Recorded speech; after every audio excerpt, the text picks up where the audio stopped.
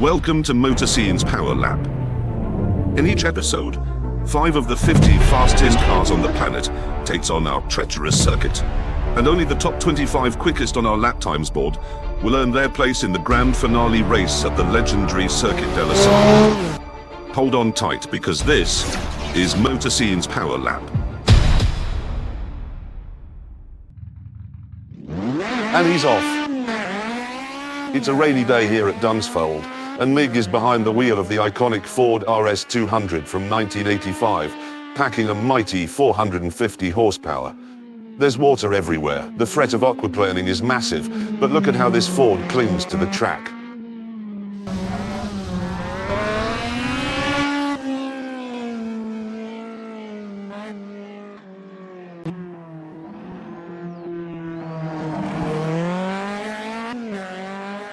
He storms out of Chicago with astonishing acceleration, foot down, hammering down the straight. Into Hammerhead, no fuss at all. The car is holding firm, glued to the wet asphalt. After all, this is a beast bred for the world's most treacherous rallies. A bit of rain is nothing. He rips down the back straight, plunging into follow-through, pushing this car to the edge.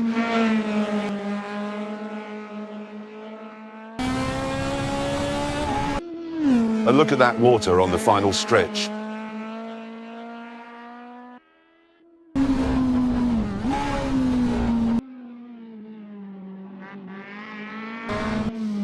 A slight tap of the dirt on the penultimate corner. The car dances smoothly into Gambon, and Mig crosses the line. No surprises here. The Ford RS200 takes the lead with a time of 1:21.876. A new benchmark has been set. And he's off. Another rally star, a Citroën BX from 1986 with 380 horsepower of pure 80s charm. Rumor has it, Mig's co-driver is actually his jealous girlfriend, but honestly, I doubt he has one. A bit of a wobble out of Crooner, such a treacherous curve, that one. Into Chicago, and the Citroën seems almost polite compared to the beast we saw earlier.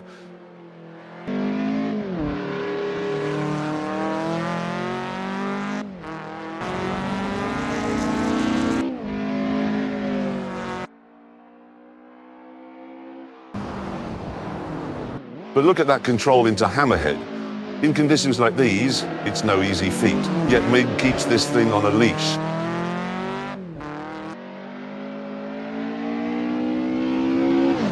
Full throttle into follow-through, foot absolutely pinned.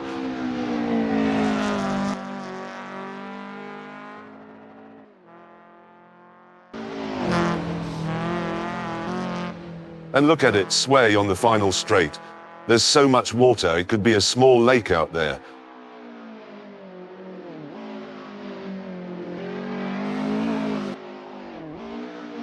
Careful through the last few bends into Gambon and over the line.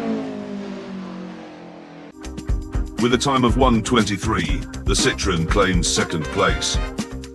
What a lap!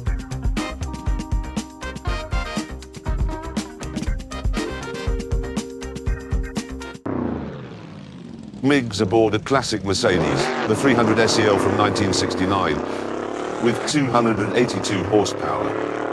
A car that's going to need a lot more than just sheer power to keep up with the competition. And Mig knows this. Just about loses it at Crooner, almost spins it.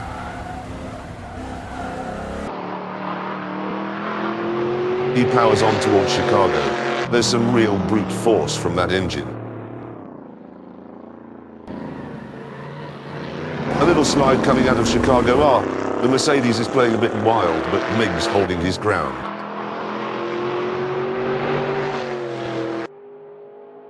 The brakes are a problem though. Really struggles at Hammerhead. You can see the suspension working overtime, the car understeering badly.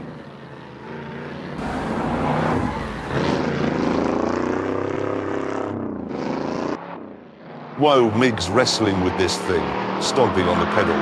It's a handful out there.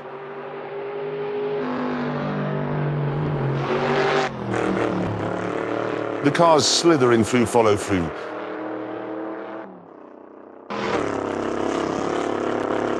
And now it's onto the straight.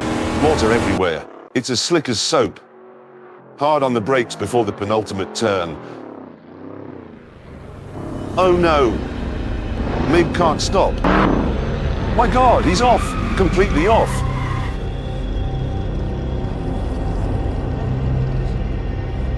Brakes have failed on the right side, and the car just slides off the track. Mig just missed crashing into the team's office and the track barriers. Somehow, in all that wet grass, he's managed to bring it back on track. No damage to the car, but that was a close call.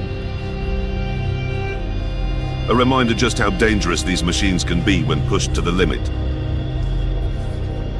Without finishing the lap, the Mercedes doesn't get a qualifying time and is automatically out of the competition.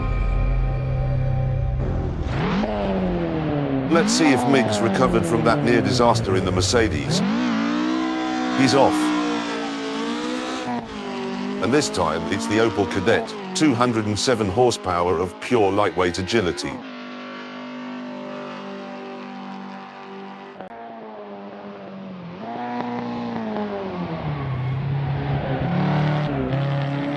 He barrels into Wilson, pushes the car right to the edge in Chicago.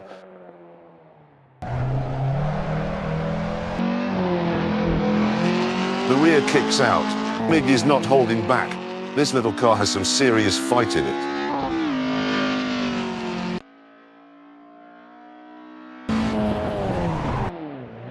Hammerhead's next and oh! The Opel slips, but Mig's not letting go. Foot planted on the floor. And he's wrestling with the Kadett to keep traction.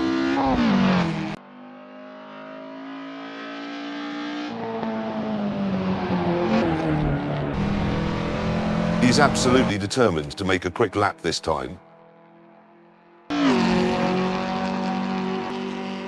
The rain-soaked track, the final straight, an ocean of danger ahead. Careful. The rear is skittering out, sliding as he approaches Gambon, but he holds it. Mig crosses the line. With a time of 1:28.8, the Opel Kadett falls just a second short of the BMW, landing it in 5th place. But what an electrifying lap that was. For safety reasons, we waited until the end of the day, hoping the track might dry out a bit. But no, of course not. Not here in the UK, where sunshine is as rare as a courteous roundabout exit.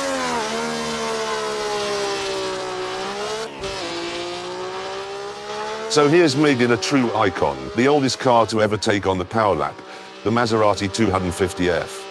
12 cylinders, 310 horsepower, and the kind of pedigree that could make an Italian aristocrat blush.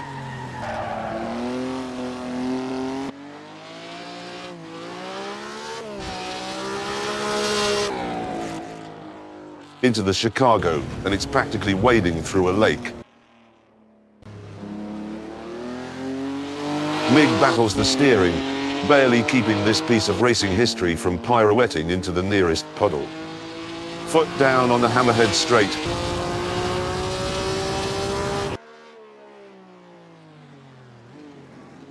And it's a full-on dance as he eases it into the bend with precision. Out on the back straight, the 250F slides dramatically from side to side, refusing to back down despite these monsoon-like conditions.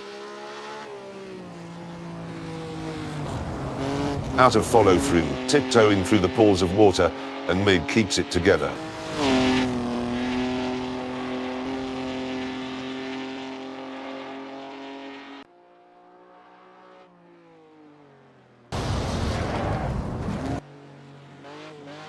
He rounds the final corners with surgical precision.